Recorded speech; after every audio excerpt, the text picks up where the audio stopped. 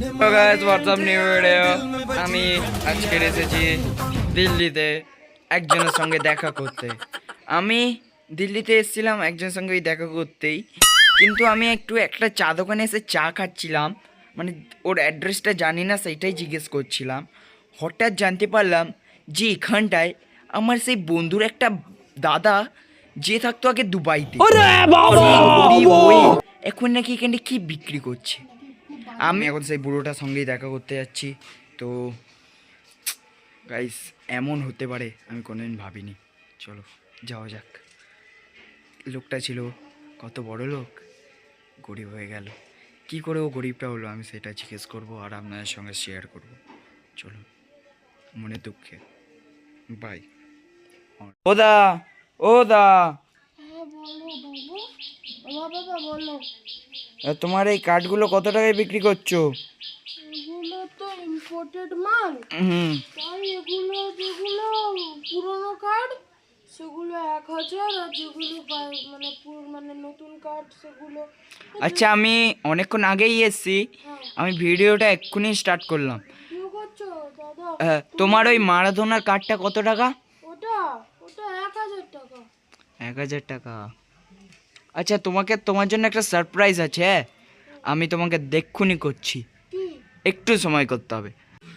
आपके फोन पे 30 लाख प्राप्त हुए। কি বলছো দাদা, সত্যি? হ্যাঁ শোনো, আমি তোমার সব কথাই শুনেছি। তোমার দাদার নাম কি আমি একটু জানতে পারি? তোমার মনেও নেই মনে হচ্ছে। না না, ওর নাম নেবে না, ওর নাম নেবে না, ওর নাম নেবে না। আচ্ছা, আমি তোমার কাছে একটা ইনফরমেশন নিতে চাই। তুমি কি করে এত গরিবটা হয়ে গেলে আমাকে বলতে পারো? তাই তো বলছি ওর নাম নেবেন না। কেন? তোমার দাদা তোমার সঙ্গে কি করেছে? আমি ভেবেছি তোমার দাদা খুব ভালো। মানে কি বলছো তুমি? আমার নাম শেখ, আমার দাদার নাম শেখ আম্বানি। ঠিক আছে, আমি বড়লোক। যাই হোক, আমি দুবাই আগে অনেক বড়লোক ছিলাম।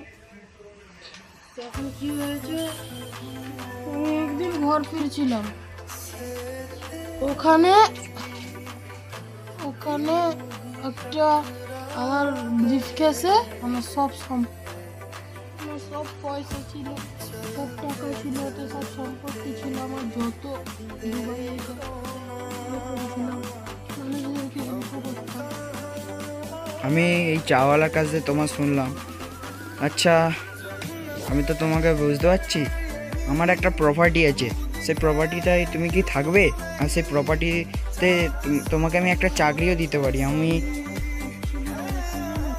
চাকরি দেবেন বলছেন দাদা? চাকরি দিলে খুবই সুবিধা হয়। ঠিক আছে দাদা, আমাকে দিও। ঠিক আছে, তোমাকে কালকে চলে আসবে, তোমাকে দেওয়া হবে। ঠিক আছে দাদা, ধন্যবাদ।